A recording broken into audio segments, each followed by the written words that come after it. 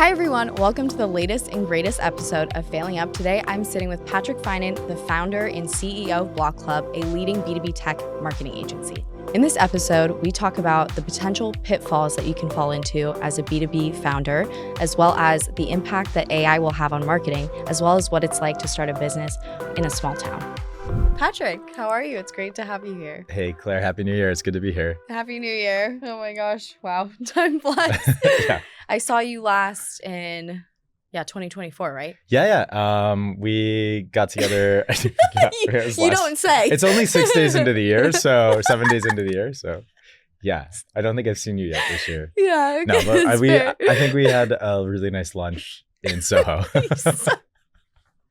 That was just embarrassing. It's all right. Okay, we're off to a hot start. Okay. So founder of Block Club, right? Yes.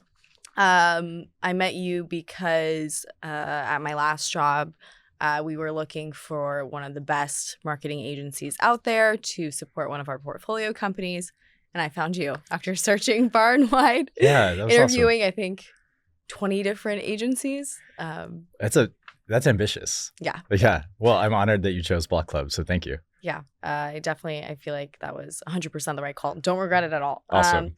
But I'd love to hear more about the start of Block Club. So you said it first started off as a magazine company. Tell me, let's like wind Go it back back to the completely, beginning. back to the basics. How did the magazine idea come about? Yeah, so the year is 2007.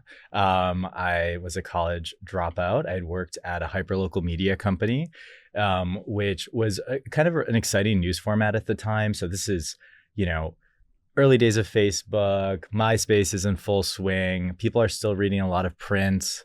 There's a lot of alternative weeklies in different cities throughout the country.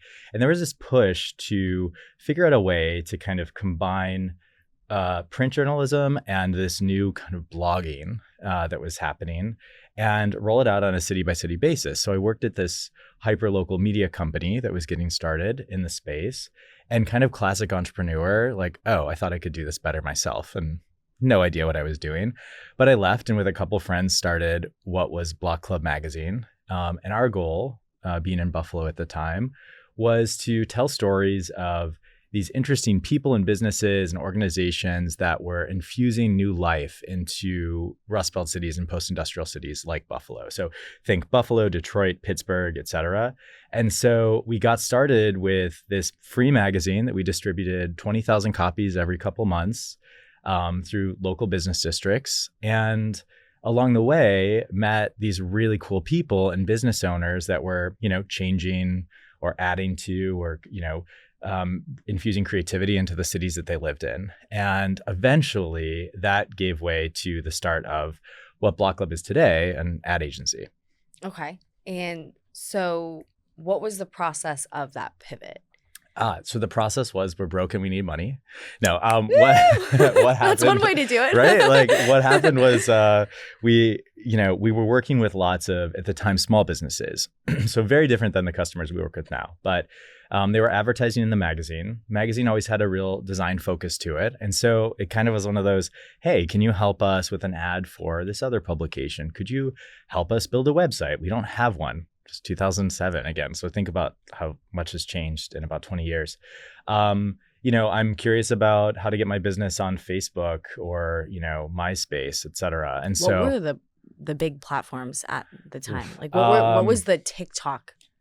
It was Facebook. I mean, Facebook was kind of everything at the time. MySpace for business, not so much. I think people were starting to get like, this idea that, oh, maybe we should spend some time on Google. It's so funny to think about how much has changed. And, today, if you're a small business starting out, you're not thinking about print advertising. Like you're thinking about how to get your business listed on all these review sites and social platforms and create content. That wasn't even like a concept at the time, So the way I think small business owners were considering marketing was very different and very like of that time. So that's why this model of like print and online was so popular at the time, because there wasn't enough confidence for small businesses to really like invest in a lot of online digital marketing, especially at like second like smaller cities, like mid-market cities like Buffalo, Pittsburgh, Detroit, et cetera. So all that's changed, obviously. But at the time, the way that the agency started, it was organic. It was, we all had a design background or PR backgrounds, marketing backgrounds, and we had time and we had these really great relationships with different business owners who trusted us and just were asking for guidance, and we had the capacity to support them. That's amazing. Yeah. And so what have been the key lessons that you've learned so far, like the biggest challenges in terms of growing the business? So, I mean, the list is endless, but I think, to answer that question, maybe I could start with like, what did I learn being in Buffalo as opposed to being in New York City? And I talk about this with my boyfriend, Adam, all the time because he's from Pittsburgh. And so one of the things that I think was really important that we learned being in those smaller cities compared to getting started in New York is that, it's a long life in a small town. So you're going to run into people over and over and over again. So reputation really matters. I think people say that everywhere, but, here in New York, you can see someone and then through like best intentions, you might not see them again for like a year or never again, and then you run into them on the subway or something, right? Yeah. But when you're in a smaller market, a smaller city, you're going to see people all the time and people talk and it's a little more parochial. And so how you approach your relationships with people and kind of making things right, even when you fail, is really, really important. And that's something that I'm really grateful that I learned, in my 20s and early 30s in Buffalo, because I think that's an important lesson that you can take with you anywhere you are. New York might be really big, working today in B2B tech, like that industry is really small. And so everyone knows everyone. And so in some ways, it's like a small town. And so the lessons that I learned from my foundational years in Buffalo, I think really apply, even though now we serve global clientele and global market. And so I remember when we were talking the other day, you mentioned that and just how you mentioned now, you kind of learned how to fail. What was that moment where you learned how to fail the right way? Yeah. What's the right way of doing it? So obviously communication is really important, but I can back this up with a little bit of a story. So, again, eventually we'll get to what Block Club does today as this leading B2B tech agency. But back at around 2010 or so, having the magazine in full swing and starting this agency was a little nascent. We had been working with all these independent restaurants and locally owned restaurants. And there's a big push at that time towards this local movement. And now that's everywhere. But at the time, talking about the importance of supporting like independent businesses, local restaurants, local food, that was a big deal and it was kind of new. And so we developed this customer loyalty marketing platform that we worked with like clients of the magazine and advertising clients and whatnot, and rolled this out in Buffalo, and it was a big success, and eventually brought it into 15 different cities. So we spun off a separate company. It was called Loop. And we raised, I think, $3 million or so, maybe a little bit more. And we were growing and growing and growing. And it was really exciting. And, I consider like all that I didn't know at the time. And it's kind of crazy to think that folks trusted me with that much money or, that I could run a company like that. And how old were you at the time? So this was 2010, I don't know, like 22, 23, something like that. That's awesome. Yeah. So I was a little baby. But really, had built a good team and had some good ideas and had some success. And so we started growing and there was a lot of pressure at that time too, where like success was always qualified in terms of like how big you were, or like, every magazine at the time had like a 22-year-old CEO on the cover. And so there was like a lot of pressure to be that. Mm-hmm. I think that's changed. I think that's still there, but it's, people look at success more, I think, from a sustainability standpoint now. Like, can you build a sustainable business as opposed to like, can you just build a business that's spending money constantly? Yeah. And so when the faucet's there and money's flowing, yeah, it's easy to keep growing. And then suddenly when it gets turned off, you're like, oh shit, like this isn't sustainable. And so we had, one of those oh shit moments. And we realized that we couldn't sustain the growth that we had. The product wasn't working. Like we didn't have lightning in a bottle.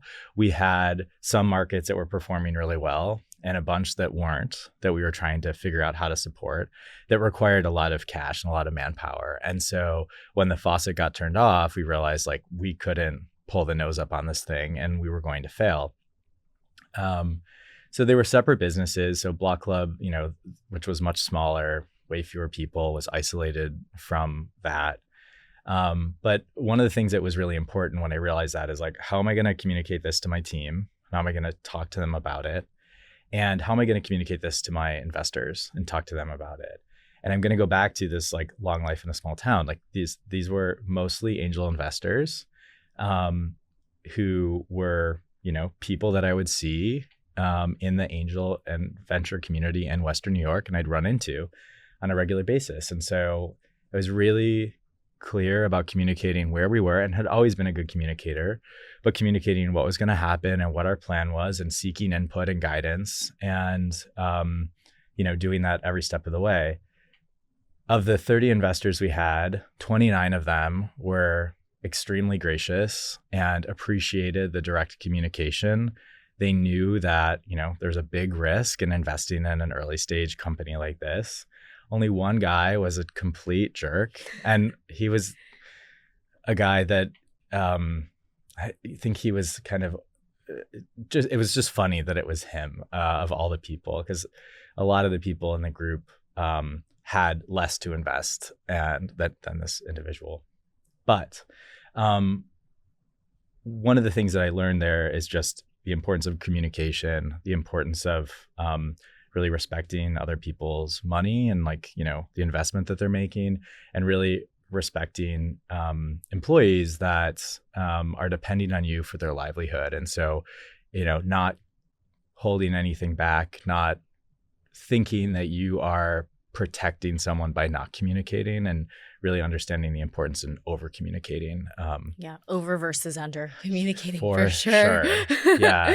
There was one thing that I thought was really interesting that we were talking about in preparation for this, but there was a business reporter in town, Dan Miner, and Dan had covered the kind of upswing of this company over and over and over again. He was as much as a journalist can be a supporter, he was really excited about the company. And so, being a bright spot in Buffalo, he covered us regularly. And so when the company failed and he got word of it, he started messaging me like, hey, Patrick, I'd like to interview you for this. And I was just pushing this off and pushing it off. And finally he said something like, hey man, I covered you all the time on the way up, and I'm writing this story whether or not you want to participate. So do you want to participate? And I thought, okay, yes, I do. Dan, can we do a Q&A style so I can really ensure that what I'm telling you is printed in my words. And this story came out in the Business Journal that was like, front page story, Finan company fails. And it's like, oh man, and I read it, and it was exactly as I had said in my words in this Q&A style.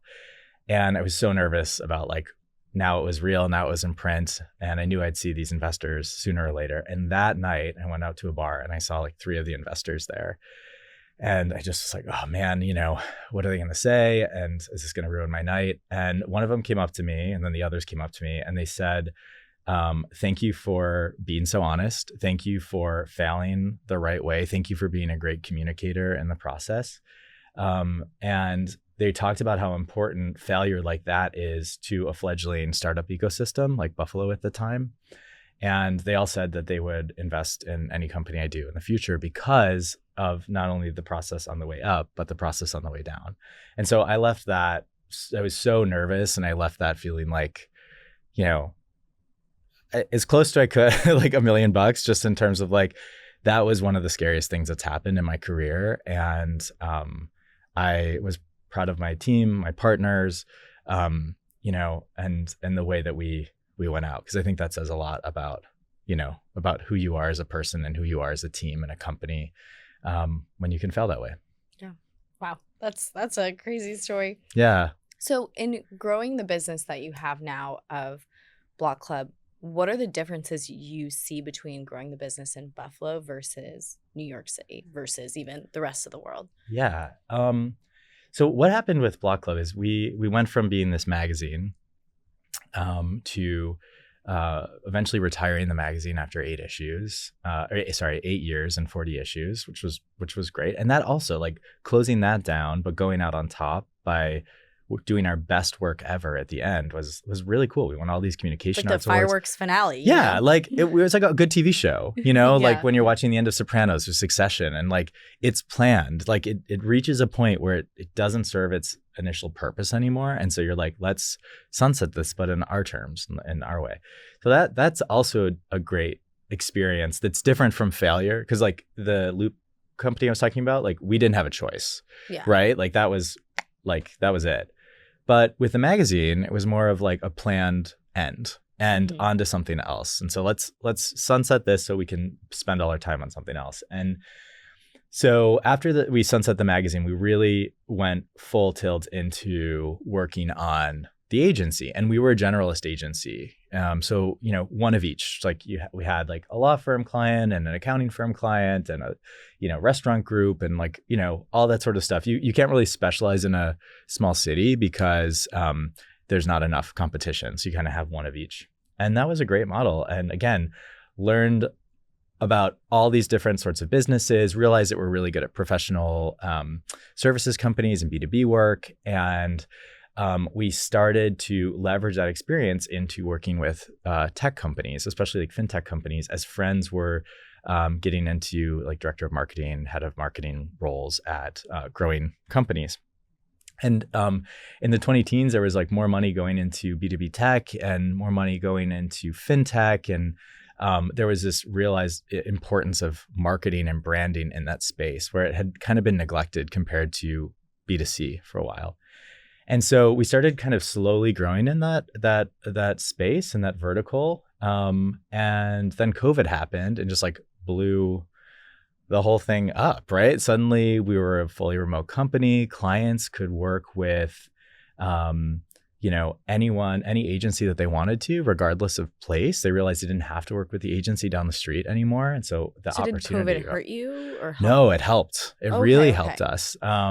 It was like, oh, we can hire from anywhere. We can work with companies anywhere. And companies, I think this was the important thing. Like companies were suddenly really comfortable working with, professional service providers like agencies anywhere if they were the best. And I think that there were some companies that always had that mindset, but COVID just like blew all that up in the best way. Like suddenly, if you're in New York, you're comfortable working with someone here in LA and London, it doesn't matter. And you want to hire the best. And so like Claire, when you were talking about finding Block Club and how we met, like you were looking at, 20 agencies like all over the place because you wanted the best agency. And that's, why you hired us. If I can say so, thank you. Mm-hmm. But, let's say in 2015, you would have been much more constrained to look like in your backyard because that's what was the norm for most companies at the time. So that's how we, ended up moving into this space. And we made the decision in 2020 to really focus solely on B2B tech and just make that our sole focus, wanting to be the best agency in that space. Because the clients that we're working with, they demand that, they want the best, they want that experience, and that's where we found that we're great, that we're excited, something we're excited about, and just like that, there's a lot of white space there that we can really make a mark. So what are you would say, because you're more of like a boutique agency. Yeah, right? there's but that's like 15, 20 of us. Yeah, of course. From what I remember, it's intentional. Yeah. So what do you think the advantages are of working with a smaller agency versus a larger one? Yeah, I think there's a few advantages. Large agencies can be great too, but what's nice about working with a small agency, I think there's a lot of comfort on the team, like in terms of the people you're working with, we all know each other really well. And so I believe that allows us to do really good work. Typically, again, like we are because we're small, like our clients have my phone number or like the director's phone numbers and can get on the phone with us and talk to us if there's an issue. And again, going back to that whole, conversation around long life in a small town, like this vertical that we work in, even though it's international, it's really small. And so your reputation matters, like we often have clients that are really interested in Block Club. And then they say, oh, I'm going to call so-and-so who works with you guys, and I want to hear what they have to say. So like, even though we might have a testimonial on our website, like they want to go directly to one of our clients and talk to them because they already all know each other. And so like that goes really far. And I think the benefits of working with a small team is that you just get, a really dedicated group of people who can really get to know your business and can flex with you when things change. And we all know that tech companies go through these swings. And we have a client that we've worked with for 4 years where we have, multiple like kind of ins. I'm close with the CEO. My team is really close to the director of marketing.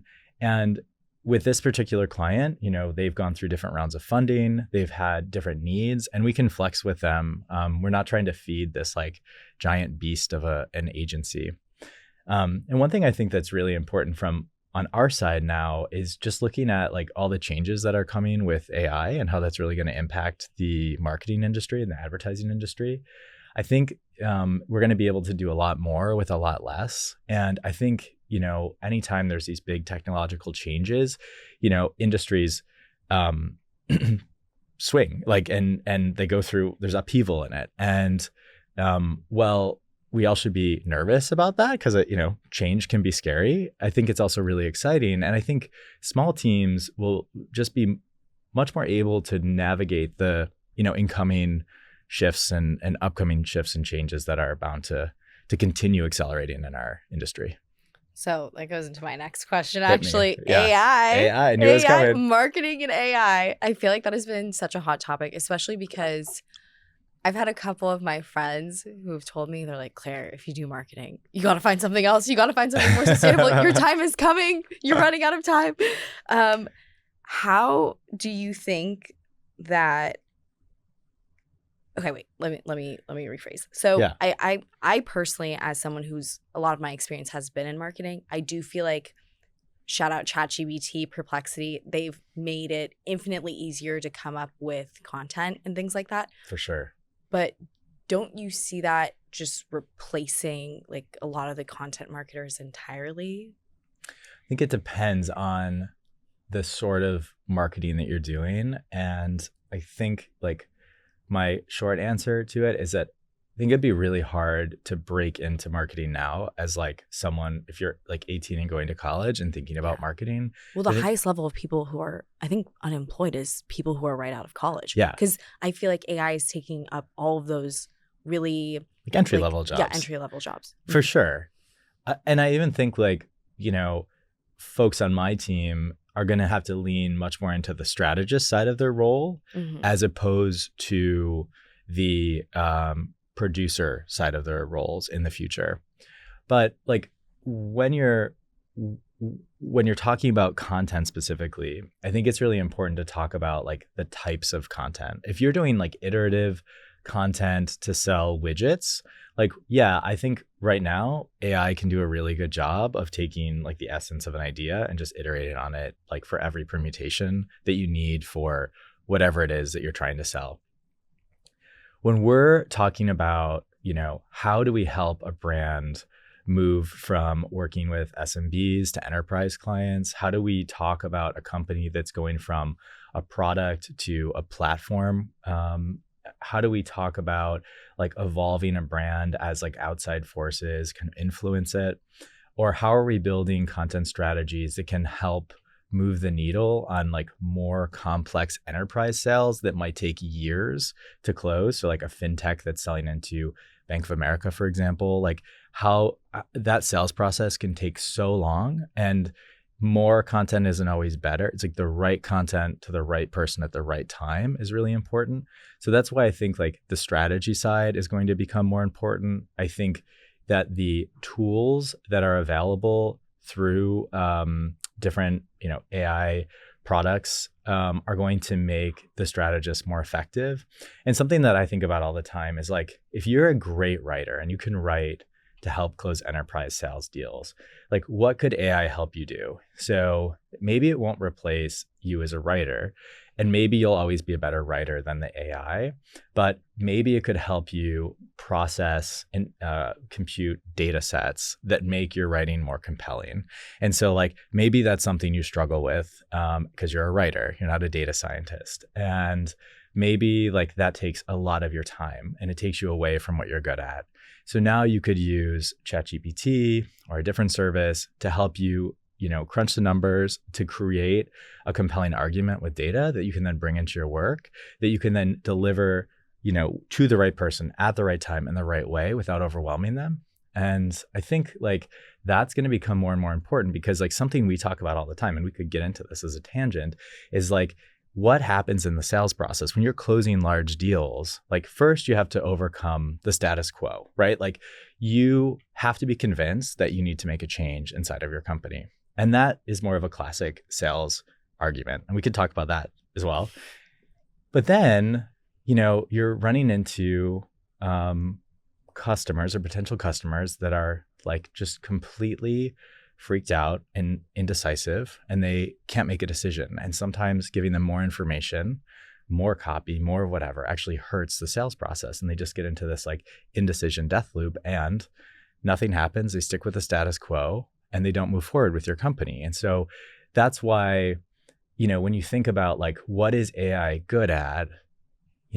It's good at a lot of things, but if you're really trying to connect with a specific buyer or a committee of buyers, and you're trying to drive the value that you're going to bring into this company with your product in the right way at the right time, sometimes more isn't always better. And I think like right now we're focused on a lot of like output as opposed to quality. And so where does a human kind of become the master of the tools? And I think that having a small agency, to get back to your original question, to have a small agency that will allow, us to be kind of the masters of the technology and be more nimble to kind of ebb and flow with it as it inevitably changes and becomes better in the coming years. So, but when it comes to content specifically, I feel like for AI and marketing, that's the really hot topic of conversation, rightfully so.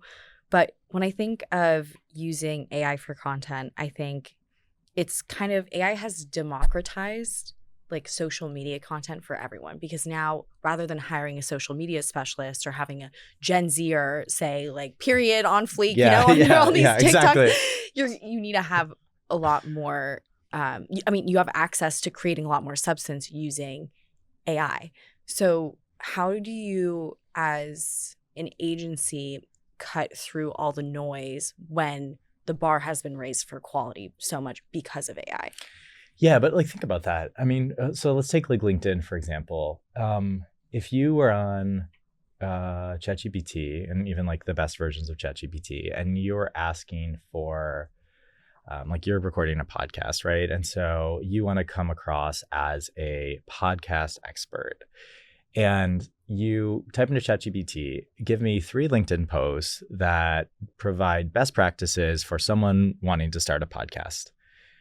The thinking or the results that it's going to spit out for you could be like really, decent at first glance, but it's going to be information that isn't original in thought, Yeah. You do have to curate it. Yeah. Especially to make it in your tone of voice. Right, exactly. Yeah. And so, thinking about like, you've been doing this for several months. Think about how much better you're going to be at doing this in a year and in 2 years and 5 years. Matt tells me I'll be amazing. Right?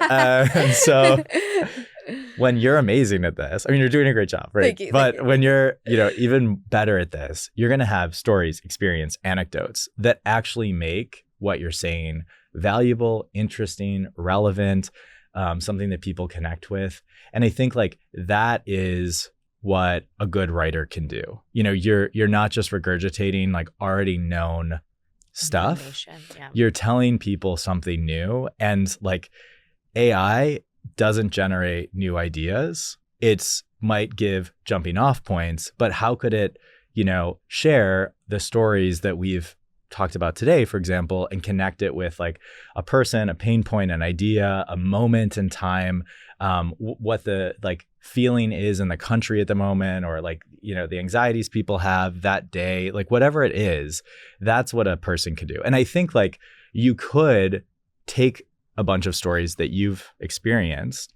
and a bunch of ideas and put that into AI and ask it to do something with that. And it could do that, but you still need to have those original ideas, that original thinking, those experiences. And that's where I think, again, going back to this idea of like people becoming the masters, the strategists, whatever it is, like in leading the strategy behind it and using these new tools, that's where I think content will go and where content will be great. What I think will be disastrous for brands is if they just use the regurgitated, garbage that ChatGPT comes up with without original thought. Yeah, because it's not saying anything new. It's not saying anything interesting. And so now think about the emoji bullet points everywhere. Yeah, and that's like you can tell, right? It's like lipstick, smiley face, whatever it is. Yeah. It's like, okay, I get it. What do you think? Hashtag. Well, and something I've seen a bunch of right now is there's like this, I push on LinkedIn to kind of share more personal stories. And I think there's some that are incredibly effective. And there's others where you can tell that someone is just like going to ChatGPT and being like, give me 3 posts for LinkedIn that talk about, what it's like. And I have diabetes. So let's say to be like someone with diabetes and run a business. And that's like, okay, yeah, like sometimes your blood sugar could affect you during a meeting. I mean, like, okay, yeah, no shit. But like, what about the times when like, yeah, I've been in a presentation and really had an issue or had to overcome something? Like those are the stories that are interesting. Yeah. I could use AI to help clean it up, refine it, sharpen it, get to the point better, like punch up my work, but I still need to have that original idea. So I think like what's going to happen is like all these platforms are going to be full of such garbage and such like it's all this stuff that doesn't say anything. And people are really going to be looking for original thought, original ideas. And I don't mean this just in the B2B tech space, but like in art, I think. But I think you're seeing it everywhere. You're seeing it with art. You're seeing it with movies. You're seeing it with photos, images. Like there's companies, Coca-Cola just had their first AI commercial and people were like, what is this garbage? And like the hands are all over the place. I think a lot of people, just like the pendulum always swings back and forth. I think has swung maybe too far. And also I don't feel like the AI is good enough to create such a good commercial. Yeah. But I feel like people will always crave the human experience. And that's exactly everything I've gotten from you is that you're talking about. It's like the human feeling, the human experience, the human stories. Yes. AI cannot replicate that. No, exactly. And like, so let's think about like in the marketing world, like, so I go to Money 2020 in Amsterdam and in Vegas, and like that is a conference that's only getting more popular. And so like even though it's easier to connect with people online, people are craving that in-person experience. So like when you're on stage speaking there as a marketer, like you can use AI to help you prep for it. But if you're in front of a room of your peers, like you better have something original to say because you're asking for people's time and that's really valuable. And like, so thinking about what can brands do? What are the stories of the CEOs, rise to where they are, the struggles that they've gotten there, and how does that connect? How does that make their product or their company better? How are you connecting with these real concerns that the buyer of your product has for their like job security? And like they might be bringing your product into their company, recommending your product. And like you need to really ensure them that there's no way that they're going to fail because their ass is on the line. And I think like that sort of storytelling and again, connecting the right message to the right person at the right time, that takes a skill and a finesse and an understanding of like humanity and sales and like storytelling. AI could never. I wouldn't say it could never. Okay, well, maybe not right now, but I think it's still going to need someone to kind of be the conductor. Yeah. And, I like that. like that's how you got to think about it. The strategist, really the conductor. You're so a conductor. What we're talking about with our team all the time and why being a small agency is great is because like we can be a little bit more nimble with that. We can, use the tools to really, dive a little bit deeper, and you're not paying to keep like 400 people, working, especially like, I think it just is going to be more and more challenging. I think small shops are the way of the future. Wow. Yeah. Amazing. Yeah. AI. Why AI when you can AI? Like AI. Yeah. And we're doing all this really cool stuff right now around like having conversations around it. Our folks at Block Club are required obviously to use it in their job every day. I think that should be. There are some companies that I think still ban it or shy away from it. Yeah. Maybe I do get it that I feel like it can turn you into a lazy employee if you really want it to be, because it kind of, you're like, oh, let me just chat GPT it. And you're like, oh my gosh. Like, I feel like it's good to have no chat GPT days or no AI days or something. But I feel like for the most part, it's just super effective and it helps you do more with less. Well, yeah. And I think like, a good editor, a good manager, someone who is like they're like the final eyes on something, like they should be expecting more in terms of quality, not like less. And again, like you can sniff out when something was actually thoughtfully constructed using whatever tools are at your disposal versus not thoughtfully constructed or just lazily with AI. And so like we think about it as a tool. So our team's required to use it every day. At our team meetings, our department meetings, talking about what they've learned every week. We have like an AI training curriculum. Yeah, it's really fun. Yeah, that's so cool. Well, and I think like when there's a big change like this, it allows smaller players to kind of like the organization, like what I'm trying to say, like the hierarchy of like who's on top can shuffle, and we're in the middle of that right now, or maybe just at the start of that. But I'm equally nervous about it. I'm just as I'm equally nervous and excited. And I think, all of this will allow us to, if we're smart about it and don't just stand by and say, oh, it's a fad or it's a phase or whatever, to really think about how to become that conductor, how to become like, how to think about this like a new tool in our tool belt. I mean, when I think about like design, like in the 80s, people used to have to like make like wax wax molds of logos and stuff. Like it would take forever. And now you could like whip something up in like Photoshop or InDesign in moments or Illustrator. And it doesn't mean that design is less valuable now, but like there's more expectation on what we can do. And I think that expectation will continue to rise. And I think there's also just a lot of noise to cut through because everyone can have that basic standard now. So that the best has to be better. Yeah. But like the worst is already good because of it looks good, I guess. But so I'll go back to that question. Like, what is it that makes something good? Like, what are people craving? Is it going to be a doubling down of authenticity, of like connecting with people? And like we talk about that a lot in our field about like, B2B. Well, you're not selling to a business, you're still selling to people. And so how do you make that emotional connection and not just that like kind of functional connection that I think has typically plagued, B2B marketing. And so, I mean, like just because you can make something or say something doesn't mean it's going to resonate with somebody. And I think the challenge will be, again, how to use the tools that we have as they're ever changing to continue to connect with people in a way that influences them to do, buy, say what you want, and that's like what marketing's all about, right? Indeed. And so how big is the team now versus when you guys first started? We are, I think, just at 16 people. Or we'll be at 16 people. We have an open position right now. I mean, when we started, it was 3 of us. Okay. So what are the biggest learnings that you've had from scaling the business? Well, one of the learnings that I've had is just around what I don't want to do. And that experience with the company that had raised some money, it was like grow. Like the objective was to grow.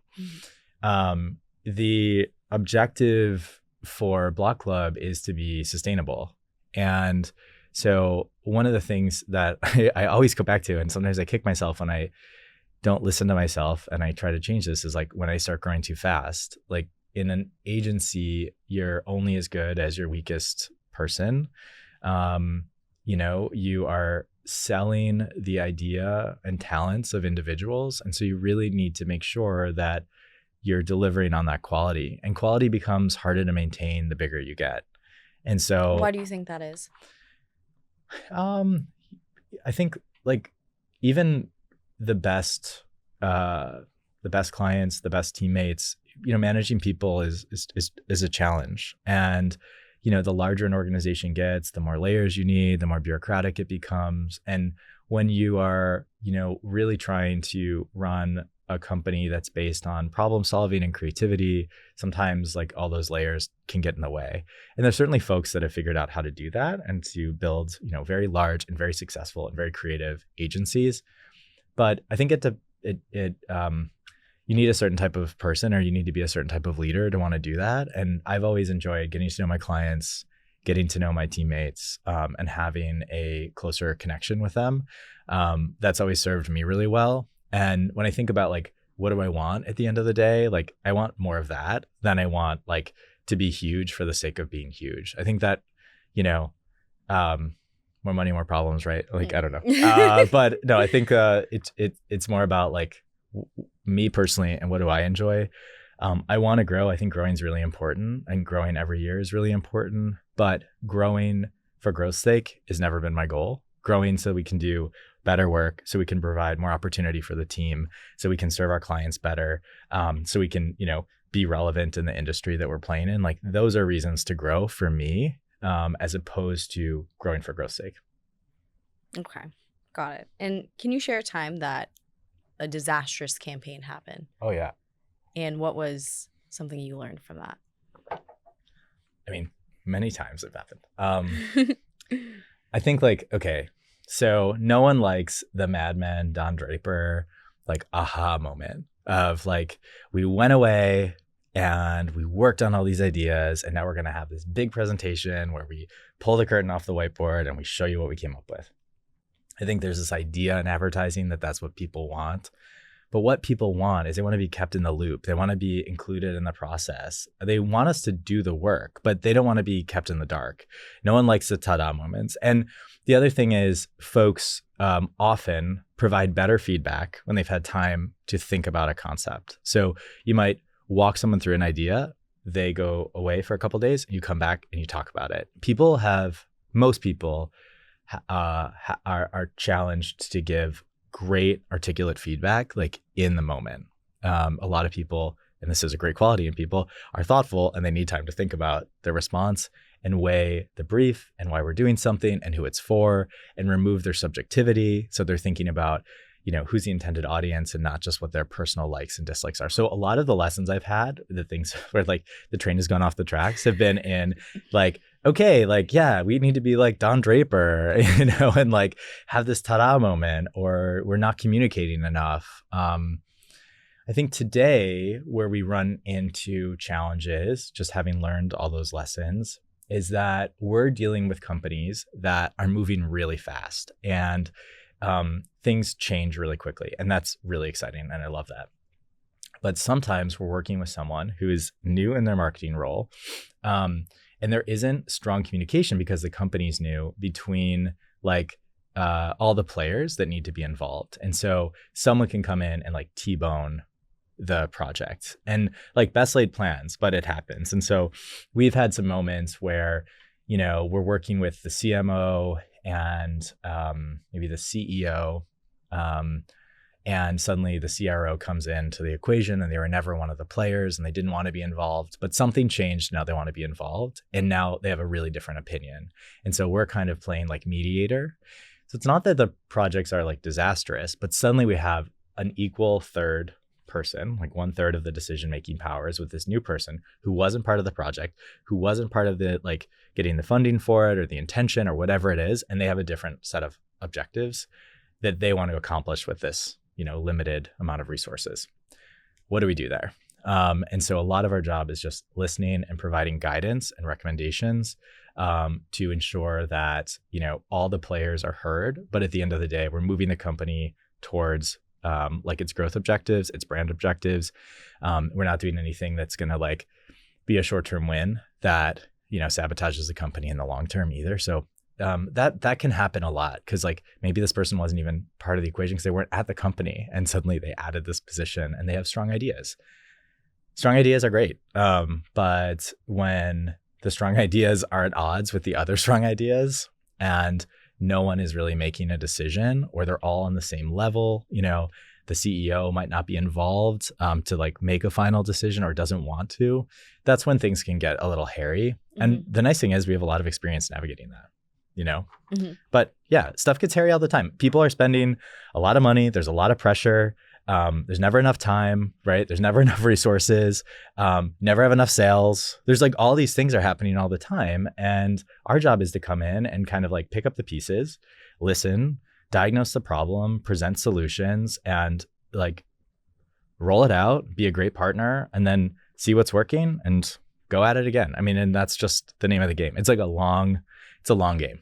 And what differentiates, you think, outside of obviously being creative and having great ideas and all those things, what really at the core differentiates a good agency from a really great agency today?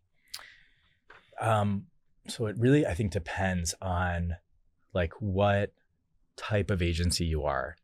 And there's so many different types. There's like event agencies and agencies that are incredible at like identities and like PR agencies. So I'm going to answer this from like where we sit as a branding and content agency. I think like for us, like what makes us great, and I think what could be applied to other folks, is that we have a vertical that we specialize in. So B2B tech, we understand the space really well. We understand how buyers are making decisions.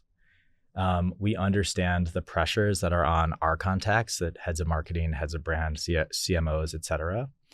And we can take what we've learned across the field and bring that learning to the new client that we're working with. And so when you work with us, you're getting the experience of folks that work with companies that look like yours or act like yours, because they're non-competitive, of course. And we hope that we can share what we've learned across working with the spectrum of clients and bring it into your brand, so that the ideas we're recommending, while they're new and creative, they're also tested and tried and true, or as true and tried and tested as they can be in a rapidly changing space. The other thing that's really important is like, I want to just focus on the sales side of advertising and like helping to get sales and helping to get like enterprise sales. So we often have, clients that are, let me back up by saying like sales and marketing are different sides of the same coin. And when we are listening to our clients, oftentimes we're working with the marketing leads and they are like tasked in a way with helping move the needle on sales, even though it's a different leader, a different department.